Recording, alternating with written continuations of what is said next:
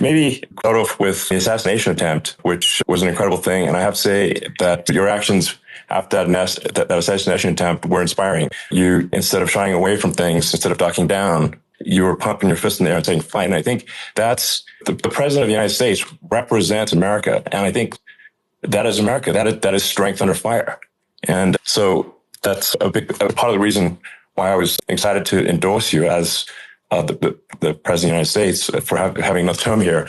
Is that was just incredibly inspiring. But what was it like for you? Not pleasant. I have to be pleasant. Honest. I said there was blood. I had more blood. I didn't know I had that much blood. The doctors later told me that the ear is a place that is a very bloody place if you're going to get hit.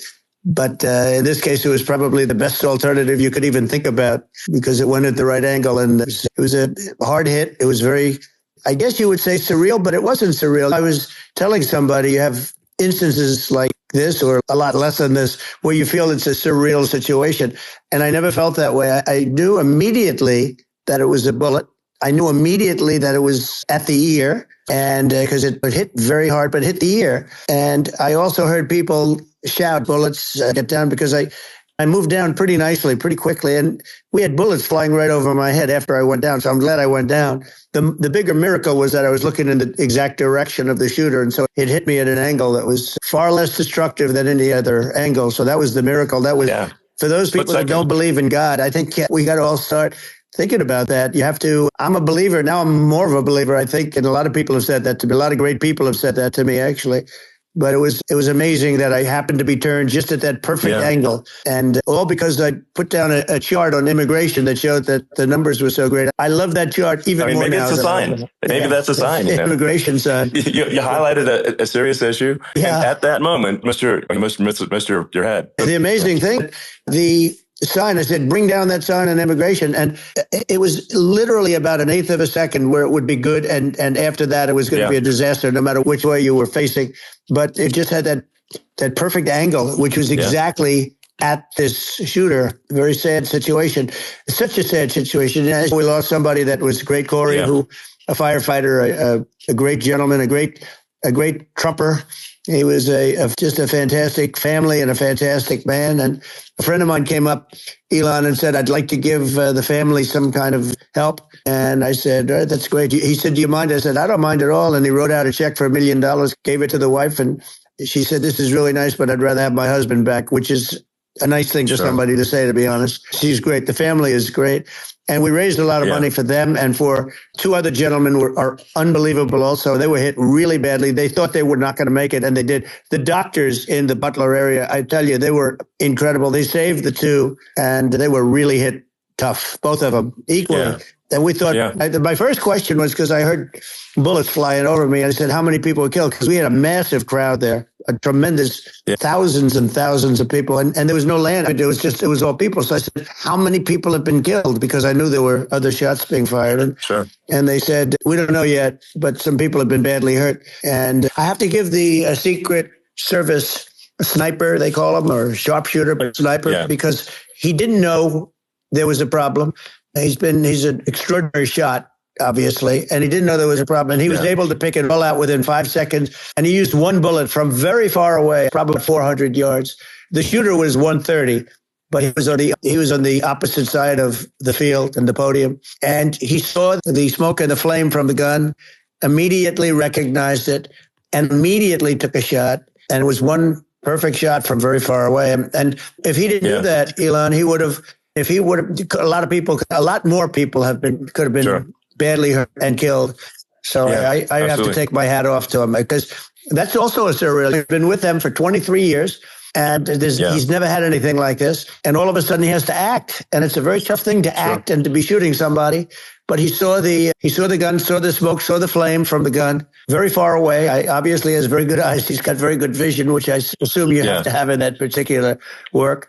But he took aim very quickly, and they say it was approximately 5 seconds from long range, Yeah. one bullet. If that didn't happen, because the shooter had a lot of bullets, he had a lot of cartridges up there with him. That's clearly, he was very confident in taking that shot to stop the attempted assassination. But there does seem to be some pretty significant failings elsewhere in the system. There's just no way that, like, how on earth does a shooter get on a roof 130 yards away? That seems crazy. I think most people people are wondering how that on earth could such a thing happen. I view it as two ways. There should have been nobody on the roof. There were people, because there were so many tens of thousands of people there. There were people that were seeing him, and there was one woman with a red shirt and Trump all over it, and she's screaming, "That guy's got a gun!" You saw it probably. I'm just, for my part, I think probably many members of the public are wondering how the heck are basically people wondering by pointing out there's a guy on the roof with a gun, and they're seeing it, but somehow it's not being addressed. That does seem crazy. They're going to learn from this. The communication between the local police, who had an idea, and then ultimately a man lifted himself up to the roof, could barely do it because he was pulling himself up, and he saw the man with the gun. The man with the gun pointed the gun at him. He thought he was probably going to get shot. He was like pulling himself up. And because of that, he couldn't get to his gun. And he fell down, actually very badly hurt his leg, his ankle here very badly. But he fell down.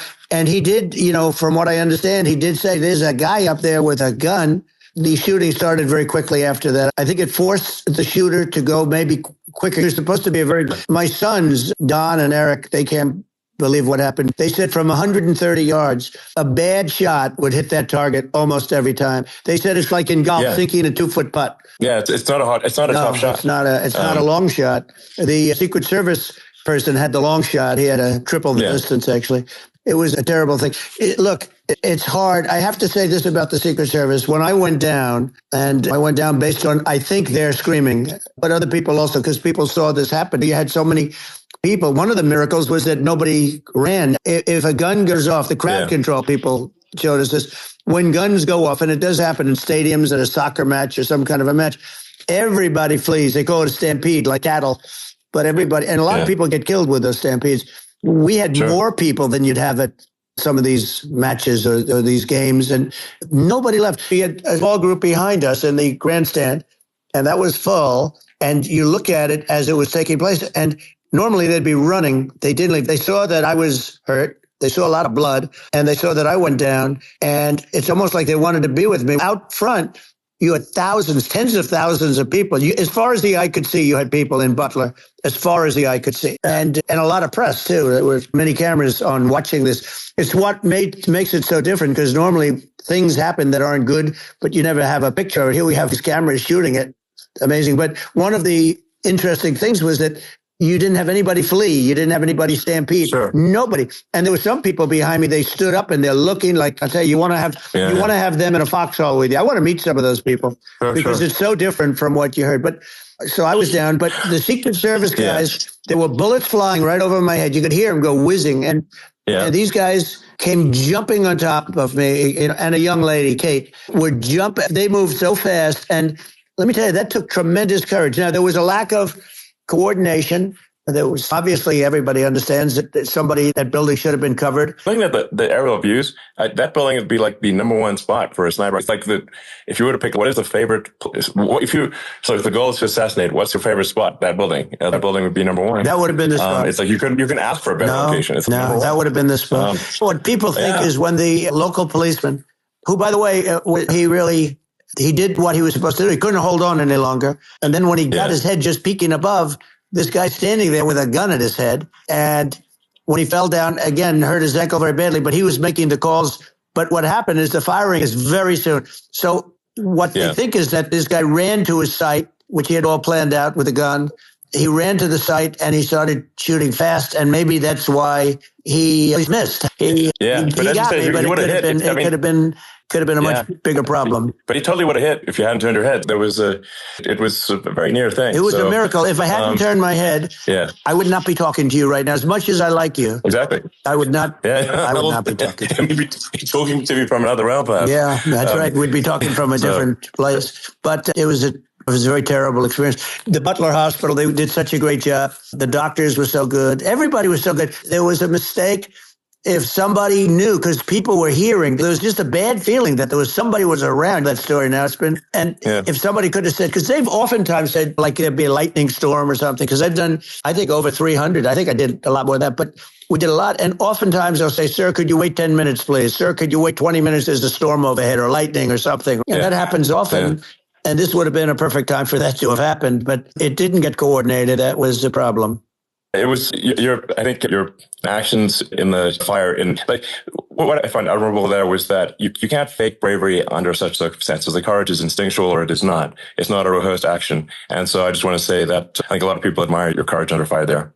And so thank you very much. I appreciate it. I didn't think of it. I just wanted to get up and I wanted to stand up. I wanted to let them know. I felt I was good when they were on top of me, covering me, actually, very much covering me and very bravely.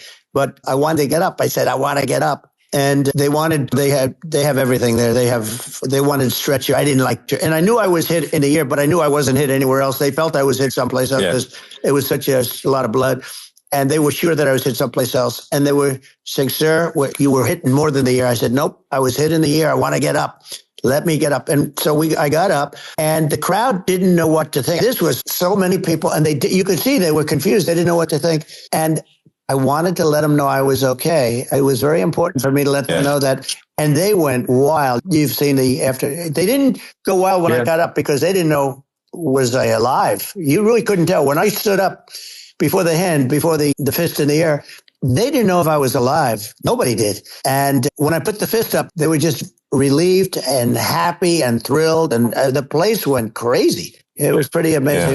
It was a terrible thing, but it was incredibly moving. And speaking of the sort of slide that got you to turn, that saved your life, really, was the illegal immigration slide. Maybe this is worth talking about that. It was that slide. Illegal immigration saved my life. You're right, but it had to be at that exact angle.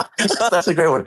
The incredible thing, though, when you talk about the odds, you had to be exactly at that angle. But the incredible thing is that the chart, I used it less than 20% of the time. It was just a moment. Yeah.